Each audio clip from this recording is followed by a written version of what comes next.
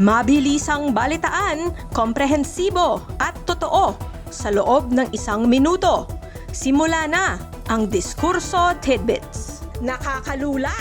John Vic Remulla ibinulgar ang alok na 1 billion pesos para manahimik sila ng kapatid na ombudsman sa issue ng flood control scam. Ang bigatin talaga, 1 billion pesos pang suhol na lang ngayon. 34 na sasakyan ang kukumpiskahin mula kay Zaldico. Gaano karaming sasakyan kaya ang makakapag-satisfy sa kasakiman ng mga tao? Walang quorum, walang referrals. ICI nanganganib mabuwag matapos mawalan ng commissioners. May saysay pa bang ipagpatuloy ito? Venezuela at Greenland kahapon, Iran naman ngayon.